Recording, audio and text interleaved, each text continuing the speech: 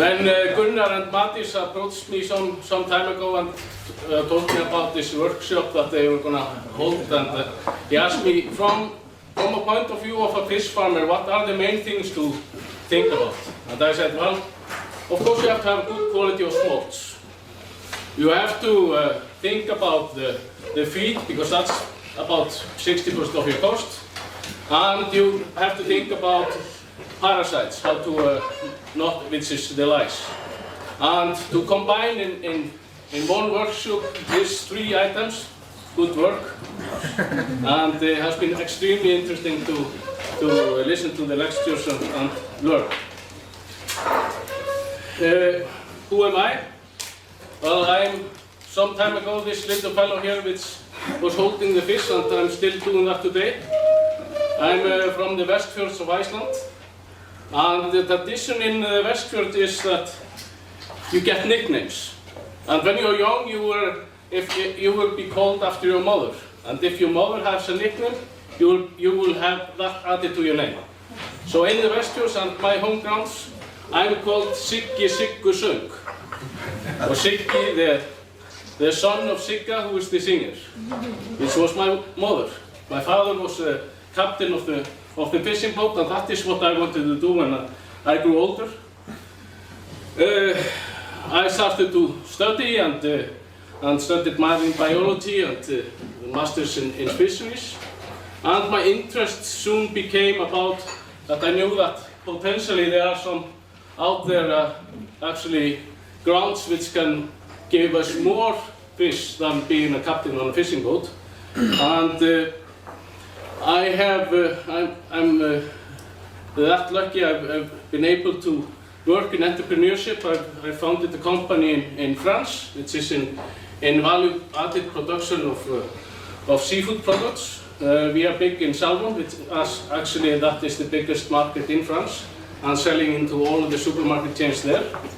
11 years ago, I came back to Iceland with my family.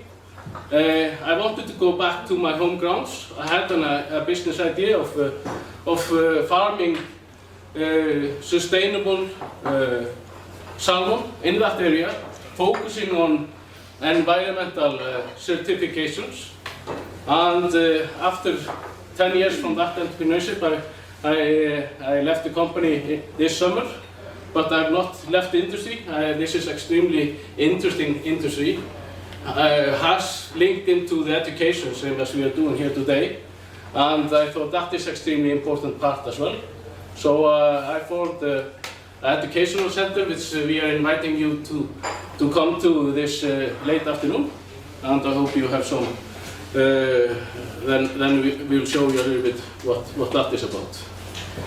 But where are we? Well, we are actually now in south of Iceland, where we have excellent possibilities of land farming. We have the key elements of doing the land farming. We have the geothermal heat, we can have borehole seawater, we have plenty of fresh water, we have green electricity, and these are all the main factors of developing a good hatchery, for example. But the difficulty is that the main sea locations are the Westfjords and the Eastfjords. So that is also a challenge, because we have this excellent seasides, there's a low temperature, and we are looking into our friends in Faroe Islands, which are the world champions of sea farming, and we want to know and learn from what they are doing. And we have seen a benefit of going into larger smolts, same as is done there. And there is a challenge though. If you produce the smolts far away from the seasides, you have a risk of more mortalities and difficult to move large fish. So in our case at Arctic Fish, we went into forming a RAS facility, which are close to the seaside. I will be followed with my friend Jonathan. He will tell us another way to challenge this problem of transportation. This is not the only way, but I will also give you here a bit of results of what this has meant for Arctic Fish.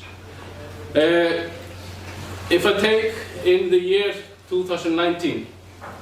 We actually, at that time, were putting into the seasides in Iceland an Icelandic record. It was the 28th of May.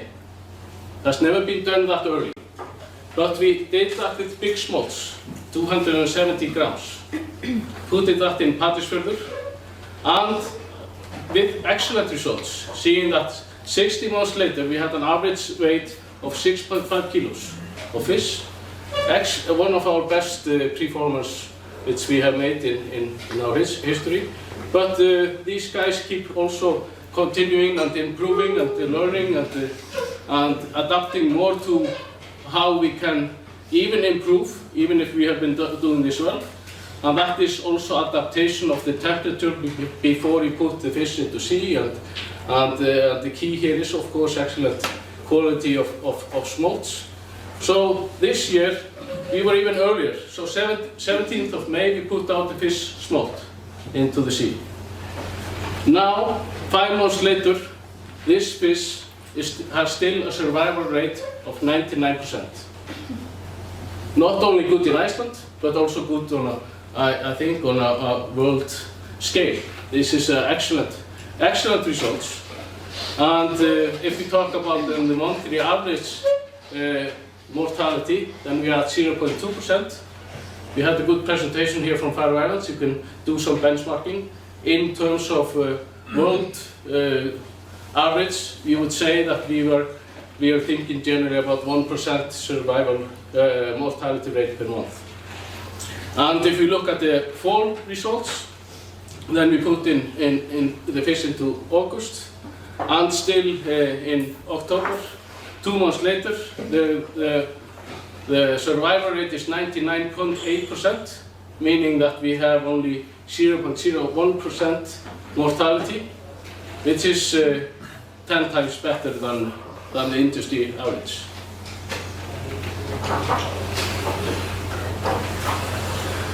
But how do you reach this type of results? And now I'm not going to take the feather of the people which are actually the ones that have made this happen. So I'll ask the Arctic team to stand up here and stand up. And I will do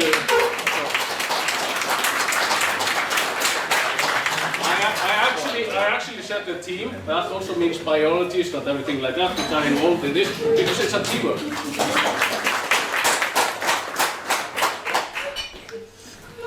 And that is, I think, every farmer that you meet, they will talk about that. The importance of that you have a qualified people. Then it is the adaptation to the environment. It comes in mind because I have here on my left side guys from Aqua Group, which are probably the best consultants with the best knowledge about land farming worldwide. So before we were planning our hatchery in Tálknafjörður, we went into that consolidation, into consult with them how to do this the best. And I remember that we started by sending them samples of the water that we had.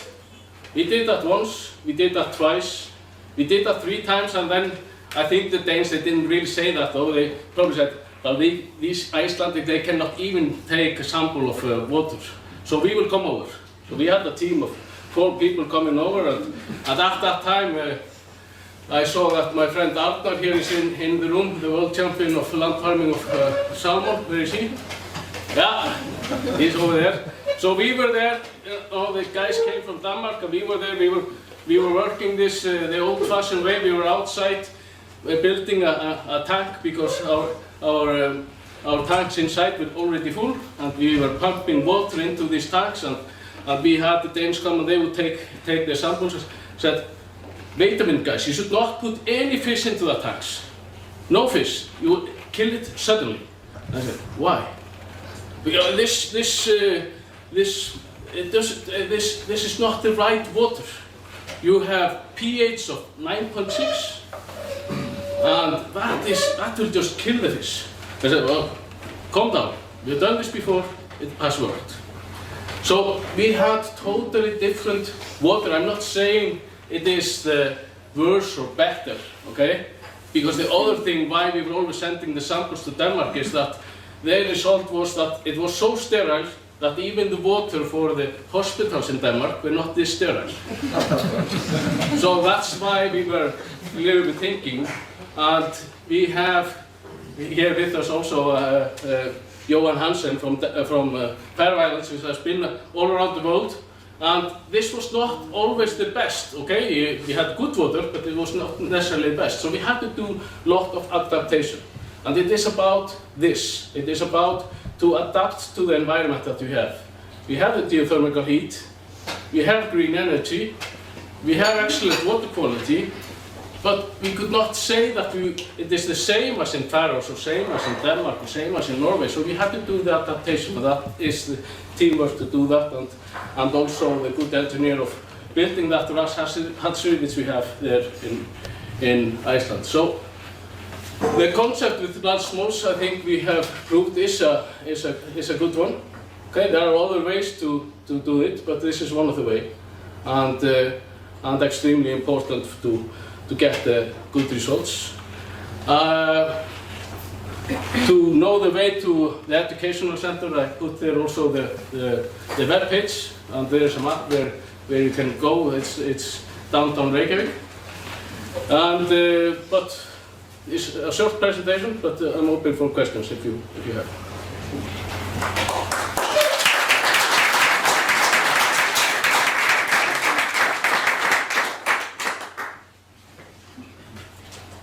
Any questions for Siggy?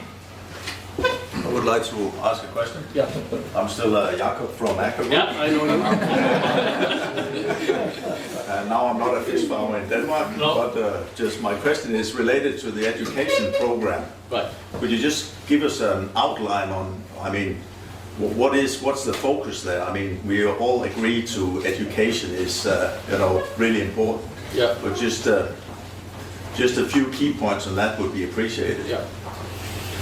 So actually, it is an educational center. You would think it is about potentially the people here. Yes, it is, but it's actually more for the outside. Okay, we have been developing this industry now for a long time, but we face some obstacles, which is just that the general public, also just the government and the discussion about the fish farming is on totally different path. So if we do, and the companies here are involved, okay? If we open ourselves to show what we are doing, and these decisions and the people and let's say the media people and things like that are placed in Reykjavik, so they will not come to the Westfjords or the Eastfjords. But it's extremely, it's easy to have a system of cameras and things like that to show what is being done in outside of the country, and that is our focus. The focus is though different, and we adapt to different needs of people entering into there. Sometimes it's about, usually it's about that we are an industry which is polluting too much, so we have to explain what is the environmental factors, what is the result, what you can find on the internet, because it's not what we measure, it's also what's been done elsewhere. So that is the thinking about it's kind of a showroom to show what is happening there. Thanks. Any more questions? Just to mention that you are all welcome at Lax-Inn this afternoon. The plan was 5 o'clock. We'll see how it goes here, but we will go directly from here to Siggy's place, Lax-Inn.